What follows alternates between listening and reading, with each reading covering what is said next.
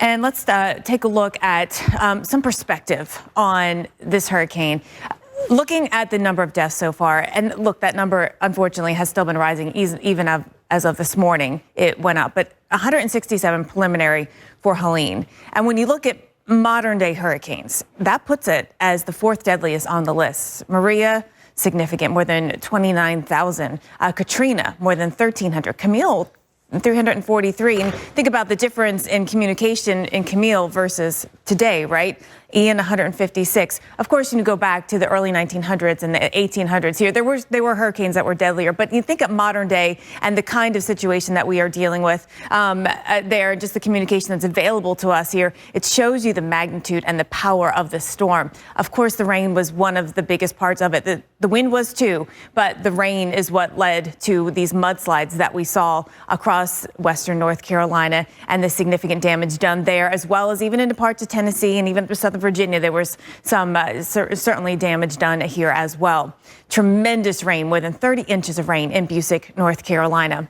Now, I want to take you into another story that we need to follow, which is flood insurance. Who has flood insurance? In North Carolina in particular, only 2.6% of the properties are covered by flood insurance, and they're mainly here along the coast, people that expect to be hit by hurricane coming in across this area, right? So it's not Western North Carolina. Of the 137,000 housing units in Buncombe County, which is where Asheville is, there are only 941 flood insurance policies, and only 0.7% of dwellings are covered. So that makes cleanup and recovery even more difficult when you think about how are you going to pay for this recovery in this area. Alex, Florida, Georgia, they're wrestling with some of the same problems. And, it could add up if we see that rain kind of more persistently fall in places on the coast. The shores along the Gulf Coast could be in for some tropical showers, as you saw. And here's a live look at Marco Island. Nice day out there today. Enjoy the beach before the rain and storms roll in this weekend and into early next week especially. I want to take you through this forecast to show you where we'll get some of the biggest tropical moisture. The models have been showing us where we could see some of the bigger numbers add up with rain. It doesn't mean you'll get it all at once here, but after multiple days of rain, we could see widespread 3 to 5 inches in central and south Florida. There may be some moisture getting pulled up into southern Mississippi, Alabama as well, with a couple of inches of rain. The GFS model has a little bit more.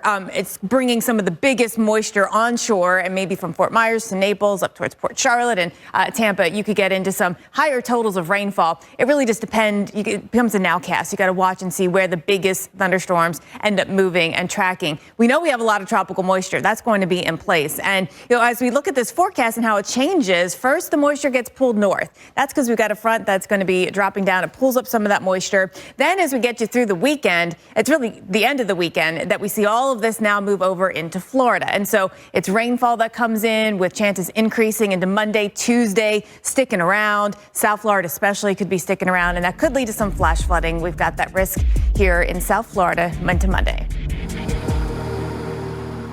More and more gut-wrenching scenes coming out here of the recovery zones as people try to get a grasp on what Helene did to their communities. Images like these can be hard to watch, knowing that this is what is left of people's livelihoods ripped apart by Mother Nature. Dr. Susan Albers is a psychologist. Dr. Albers, we know there's a lot of emotions in this disaster. Those in it likely felt fear, shock, maybe anger, confusion, sadness, and then you've got sadness, compassion, empathy felt by those watching from afar, and it's all very overwhelming. So what is the first step? It is normal to feel a wide range of emotions. Everyone would respond. All these images that are out there trying to limit that. But how does seeing these images affect the survivors versus those who are maybe far away from the actual disaster? It impacts everyone. Seeing these. We know social media has a big impact on our mental health. What responsibility do we have to each other when sharing these videos? Be mindful when you share. Now, right now, there's no doubt a lot of folks that are coming together, grieving and trying to find some comfort at some of these disaster relief sites. What else can people do to cope with really just immense loss?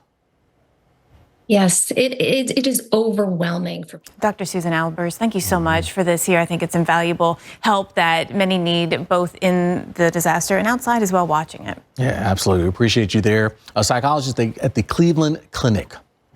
So much that needs to be done. And of course, a part of that is making sure our mental health remains healthy. Of course, the Weather Channel is teaming up with the Red Cross to get much needed supplies.